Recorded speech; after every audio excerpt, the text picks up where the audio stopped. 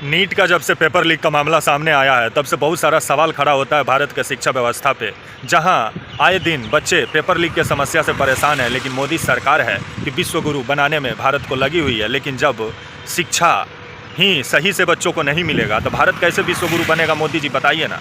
आइए बात करते हैं। नमस्कार, मेरा नाम विश्वजीत कुमार और आप देख रहे हैं वाक फॉर इंडिया न्यूज़। जिस तरह से नीट का एग्ज़ाम जो 5 मई को हुआ और जिस तरह से 24 लाख से ऊपर जो बच्चे हैं नीट का एग्ज़ाम दिए कि उनका मेडिकल के क्षेत्र में भविष्य उज्जवल होगा, लेकिन जिस तरह से खबर आ रही है कि अलग अलग राज्यों से कि नीट का पेपर लीक हुआ है, लेकिन जो एनटीए है, नीट का एग्ज़ाम लेने वाली संस्था है, वो मानने को तैयार नहीं है, जिस पे बहुत सारा सवाल खड़ा होता है।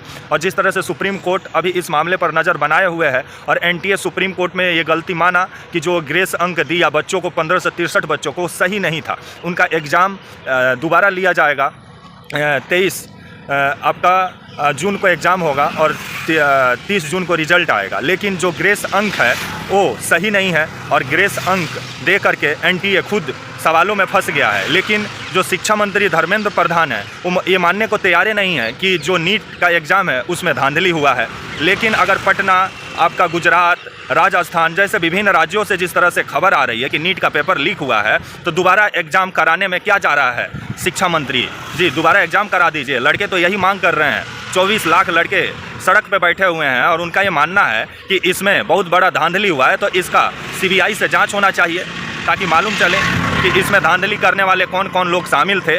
लेकिन ये आने वाला समय बताएगा। लेकिन शिक्षा मंत्री धर्मेंद्र प्रधान है कि वो मानने को तैयार नहीं है कि नीट का पेपर लीक हुआ है। लेकिन पटना से सरेआम जो नीट का पेपर है वो एक दिन पहले लीक हो जाता है, जिसके बाद से नीट का पेपर का जला हुआ राख सामने आता है, जिसके बाद से पटना से कुछ लोगों की गिरफ्तारी भी होती है, जिसके बाद से ये भंडा फूटता है कि नीट का पेपर लीक का मामला सामने आता है। तो इस पर शिक्षा मंत्री धर्मेंद्र प्रधान को कुछ बोलना चाहिए। और जो शिक्षा मंत्री धर्मेंद्र प्रधान जी मोदी जी के बारे में कसीदा पढ़ते हैं, तो ये 24 लाख जो बच्चे हैं जो नीट का एग्ज़ाम दिए कि अच्छा उनका भविष्य होगा, अच्छा मेडिकल कॉलेज मिलेगा, लेकिन बदले में क्या मिला उनको? Paper leak.